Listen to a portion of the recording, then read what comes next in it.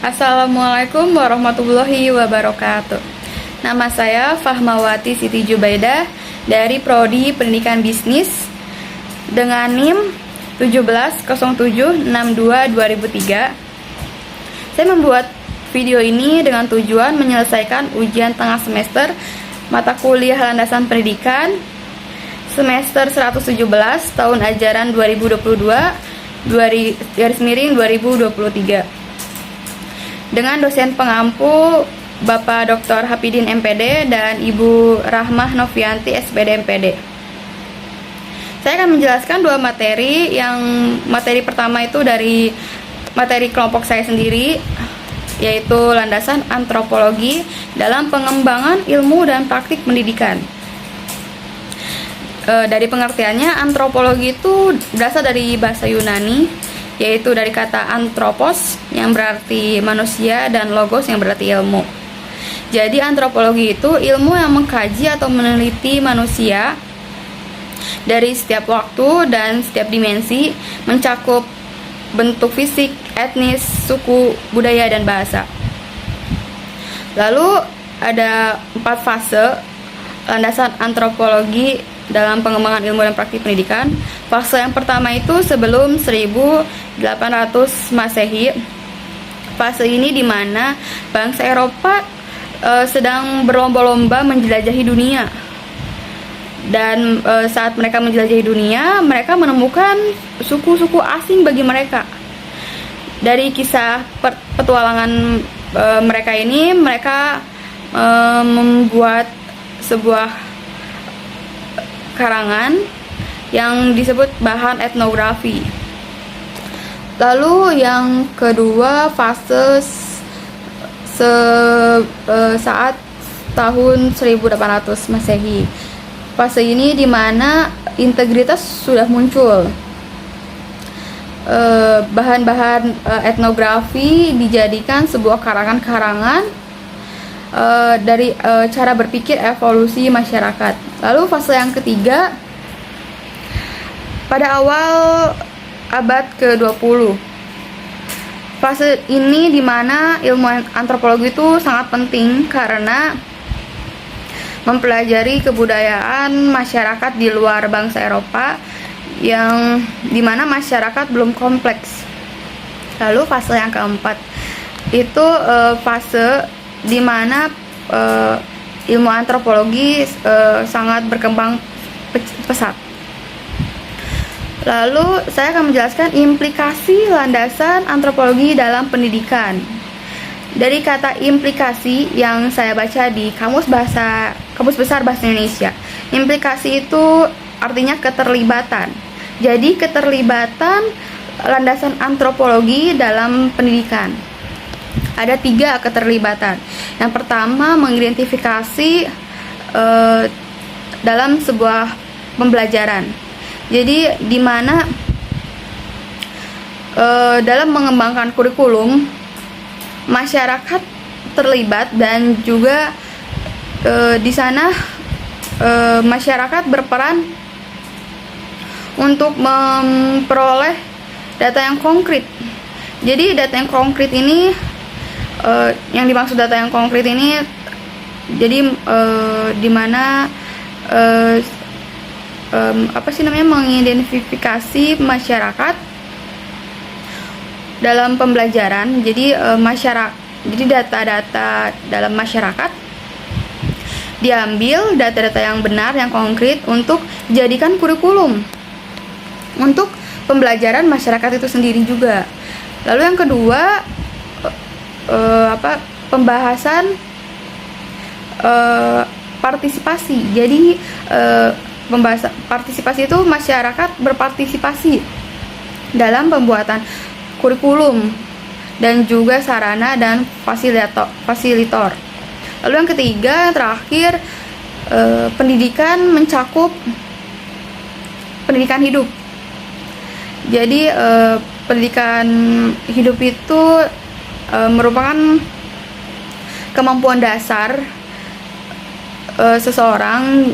Jadi tentang seperti contohnya membaca, menulis, lalu memecahkan suatu masalah, berdiskusi dengan kelompok atau orang lain, dan mengkaji teknologi. Dari yang saya jelaskan pertama itu, antropologi itu kan jadi ilmu yang mengkaji atau meneliti manusia dari setiap waktu dan setiap dimensi. Nah, lalu implikasinya itu, keterlibatannya tuh landasan antropologi dalam pendidikan tuh dalam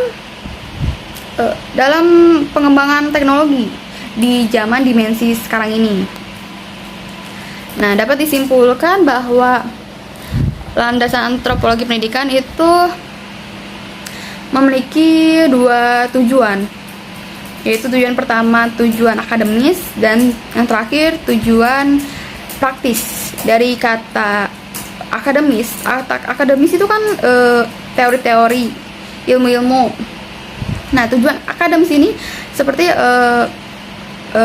mempelajari seperti manusia, bentuk fisik manusia, lalu etnisnya, sukunya, rasnya, budayanya, seperti itu. Lalu tujuan praktis yaitu mempelajari masyarakat, suku bangsa masyarakat, untuk guna membangun suku bangsa masyarakat itu sendiri. Nah, materi yang kedua yang akan saya jelaskan adalah landasan ekonomi dalam pengembangan ilmu dan praktik pendidikan. Dari pengertiannya, landasan ekonomi dalam pendidikan. Nah, landasan itu memiliki arti fondasi atau tumpuan. Sedangkan ekonomi itu suatu ilmu yang mengkaji, suatu ilmu sosial yang mempelajari aktivitas masyarakat yang berhubungan dengan produksi, distribusi, dan konsumsi. Sedangkan ekonomi berasal dari bahasa Yunani yang terdiri dari eikos. Eikos itu yang artinya rumah tangga. Lalu nomos itu artinya aturan. Jadi ekonomi itu aturan yang mengurusi urusan segala urusan rumah tangga. Lalu yang kedua ada ekonomi pendidikan. Nah, ekonomi pendidikan itu sendiri merupakan kajian ilmu yang menganalisis masyarakat untuk mengembangkan pendidikan berbasis ekonomi, berupa biaya pendidikan, atau yang tujuan dari pendidikan yang bisa menghasilkan ekonomi. Nah, ada 3 peran ekonomi dalam ekonomi pendidikan. Peran pertama itu ketersediaan adanya pendidikan. Peran yang kedua, distribusi pendidikan dalam lingkungan masyarakat yang membutuhkan. Lalu peran yang terakhir, biaya pendidikan yang dikeluarkan oleh masyarakat untuk menempuh pendidikan. Dan kegiatan ekonomi apa yang bisa dihasilkan dalam proses pembelajaran, atau kegiatan ekonomi apa yang bisa dilakukan dalam proses pembelajaran. Lalu ada sumber dana pendidikan. Nah, sumber dana pendidikan ini terdapat 2 sumber. Sumber yang pertama dari sumber dana pendidikan dari pemerintah. Nah, contohnya tuh seperti dana BOS. Nah, dana BOS ini turun langsung ke instansi suatu sekolah atau universitas, langsung dikelola untuk membuat sarana dan prasarana proses pembelajaran yang efektif dan juga berjalan dengan lancar. Untuk dana BOS ini digunakan untuk sarana dan prasarana dalam proses pembelajaran. Lalu yang kedua ada pajak pendidikan, dan lalu ada kerjasama instansi sekolah atau universitas yang bekerjasama dengan instansi pemerintah atau instansi swasta. Lalu sumber yang kedua bersumber dari masyarakat itu sendiri, dari penghasilan orang tua siswa atau mahasiswa. Lalu dari donatur berupa seperti sumbangan-sumbangan seperti untuk sumbangan ke sekolah, sumbangan ke apa sih namanya, suatu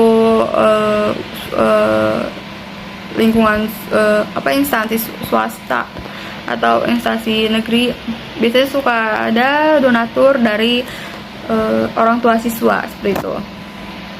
Lalu ada praktek ekonomi pendidikan, praktek pendidikan ekonomi. Nah, praktek itu merupakan suatu ilmu yang mempraktekkan atau suatu kegiatan yang mempraktekkan konsep, prinsip atau teori. Ini teori di sini teori ekonomi oleh pendidik dan terdidik dalam proses pembelajaran yang dilakukan secara terus-menerus. Seperti itu. Sekian yang dapat saya sampaikan, kurang dan lebihnya mohon maaf. Terima kasih. Wassalamualaikum warahmatullahi wabarakatuh.